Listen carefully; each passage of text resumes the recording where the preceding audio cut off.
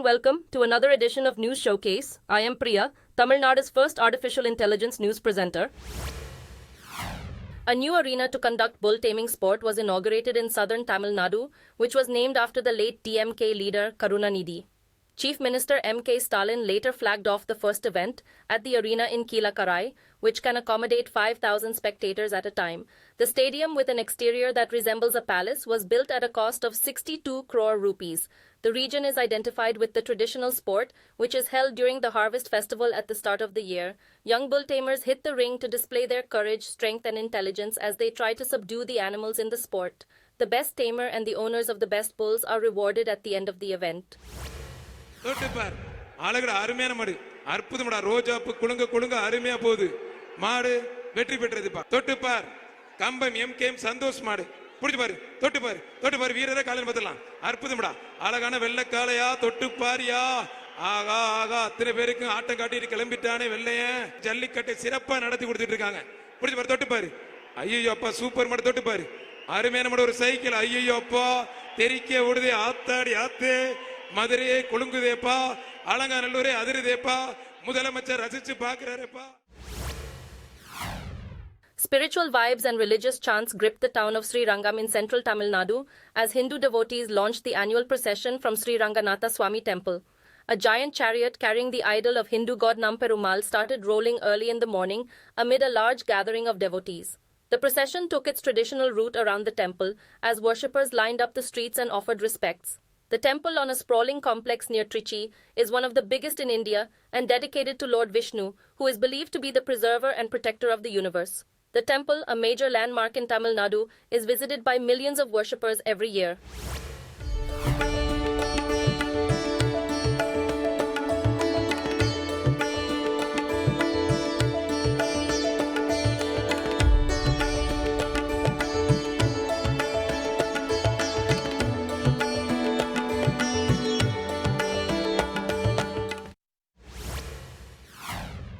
The Trinamool Congress in West Bengal state and the AAP in Punjab have said they will contest the general election on their own in these states.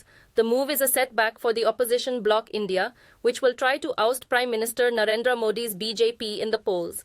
The decision comes after weeks of seat-sharing negotiations with the Congress party, which heads the opposition alliance. Reports said the Trinamool Congress was unwilling to share more than 2 seats with the Congress, which wanted 12 constituencies in West Bengal, but it appears the decision by the TMC and AAP is limited to the 2 states and not throughout India, as both parties are considered important for the alliance to unseat the governing BJP. Mamata Banerjee suffered a minor injury after her car had to suddenly halt to avoid a collision with another vehicle. The accident happened while she was on her way back from Bardhaman to Kolkata. She was returning by car after her chopper could not take off due to bad weather. The chief minister, who was seated in the front seat beside the driver, was injured after her head hit the windscreen. Reports said doctors will attend to her in Kolkata. Banerjee was in Purba Bardhaman, 102 kilometers from Kolkata, to chair an administrative review meeting.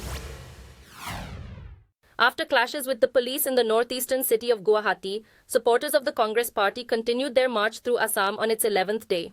The nationwide march, which was flagged off earlier this month, will conclude in Mumbai in March after covering nearly 7,000 kilometers by foot and bus.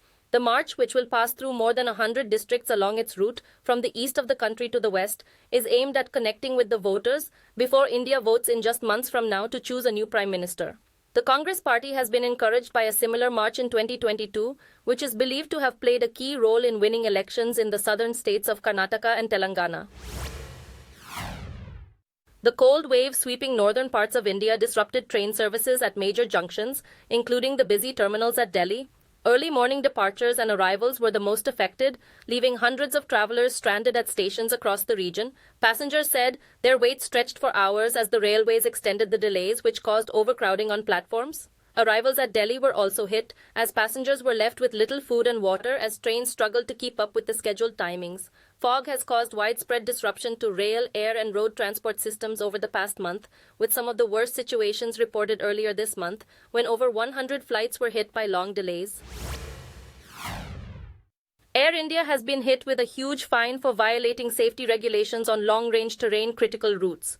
India's aviation regulator, the Directorate General of Civil Aviation, imposed a fine of 1 crore rupees for not following the performance limits set by the manufacturer of the planes. The DGCA opened an investigation after an employee of Air India flagged the violation involving a leased aircraft. The regulator said a show cause notice was issued before the fine was imposed after the conclusion of a comprehensive probe. Last week, Air India was fined 30 lakh rupees for insufficient preparedness to deal with poor visibility caused by heavy fog at airports in northern parts of India. A cheetah brought in from Namibia has given birth to 4 cubs at Kuno National Park in Madhya Pradesh. The birth of cubs comes just weeks after another cheetah, Asha, birthed 3 cubs at the same park. Cheetahs were declared extinct in India in 1952, only to be reintroduced through ambitious projects in 2022.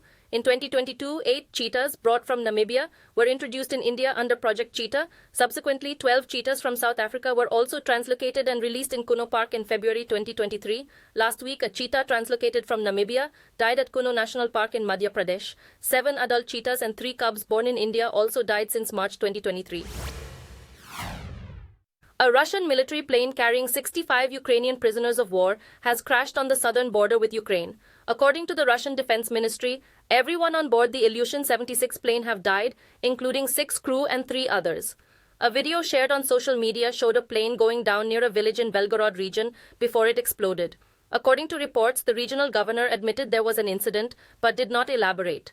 In February, the Russian invasion of Ukraine will enter its 3rd year.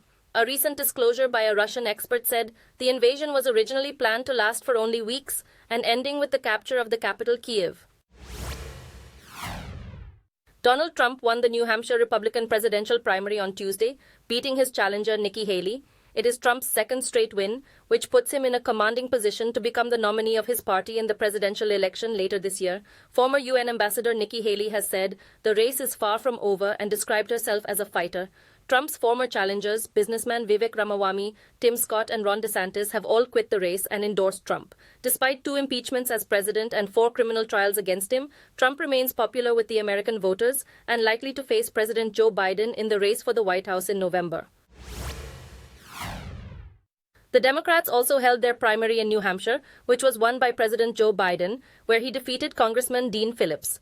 The vote was held amid a scheduling dispute after the party wanted the first primary to be held in South Carolina, but New Hampshire disagreed and Biden could not register his name. In an unusual arrangement, voters who picked him wrote his name on the ballot paper. Reports said Biden had a formidable lead over his rival days before the vote. Biden's rival Phillips maintained that the president is 81 and he is a weak candidate who could very well lose against Trump in the election. He is one of the wealthiest members of the U.S. Congress and heir to the Phillips Distilling Company, which controls major liquor brands. Box office hit Barbie has received 8 Oscar nominations, but its actor Margot Robbie and director Greta Gerwig were left out of the nominations in major categories.